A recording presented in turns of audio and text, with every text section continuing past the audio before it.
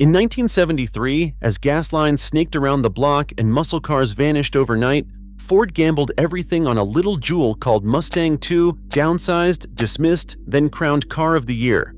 If it sold over 1 million, why do so many still call it a tragedy?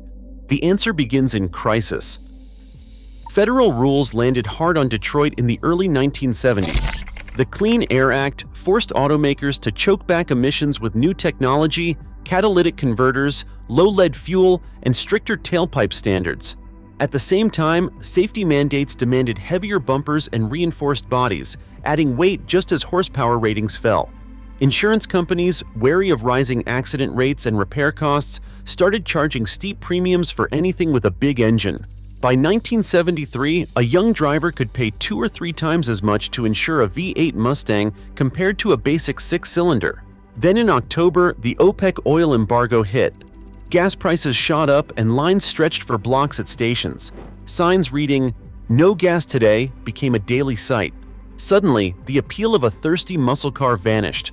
Buyers who once chased horsepower now wanted reliability in miles per gallon.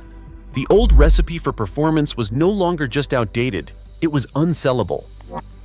Inside Ford's executive offices, Lee Iacocca set a new tone. He did not want another bloated muscle car.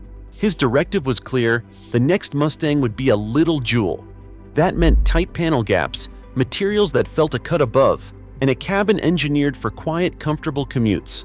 Iacocca saw the writing on the wall. Drivers were now comparing Mustangs to Toyotas and Datsuns, not just Chevys. He pressed his team to outdo the imports on refinement, not just styling. Horsepower took a backseat to fuel economy and noise control. The goal was not to win drag races, it was to win over buyers who needed a practical car for a new era.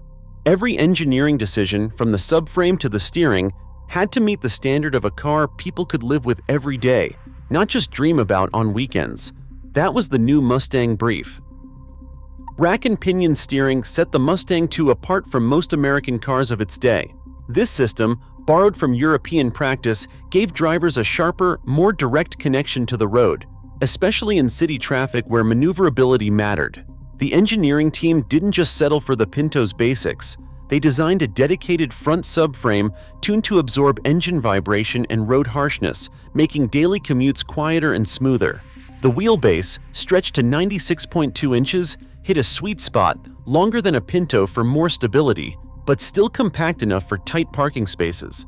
Compared to the previous Mustang, the II was about 20 inches shorter and hundreds of pounds lighter, yet it kept the classic proportions, a long hood and short deck that defined the name. Inside, buyers could choose from a wide trim spread, from practical base coupes to plush Ghia models with thick carpeting and vinyl roofs.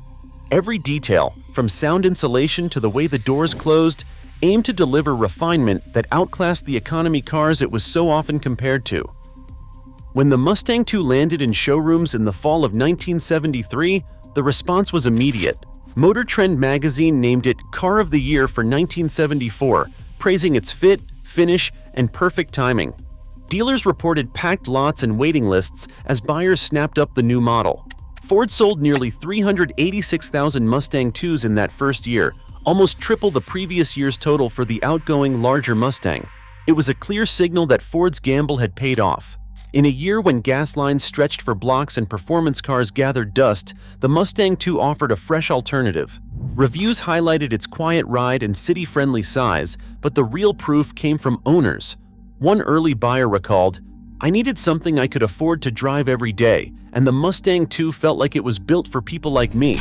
For a brief moment, the Mustang II was exactly the car America wanted. Catalytic converters became standard equipment on the Mustang II, cutting harmful emissions but also strangling horsepower. The base 4-cylinder struggled to reach 60 miles per hour in under 14 seconds. Even the V6 barely improved on that number. Magazine testers, used to measuring Mustangs by their quarter-mile times, found little to celebrate in the new stats. MotorTrend and Car and Driver compared the II's acceleration and top speed to the Chevy Camaro. The verdict was clear. The Mustang had lost its edge. For enthusiasts raised on the roar of V8 engines, the II's muted response felt like a betrayal. The car's priorities had changed, but the old benchmarks stuck, fueling a reputation gap that no amount of refinement could close.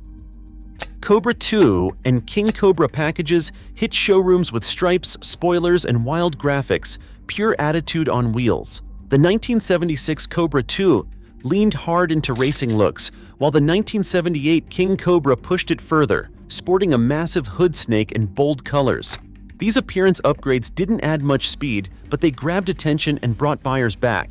By 1978, Mustang II sales climbed to 192,410 units, pushing the 5-year total over 1.1 million units.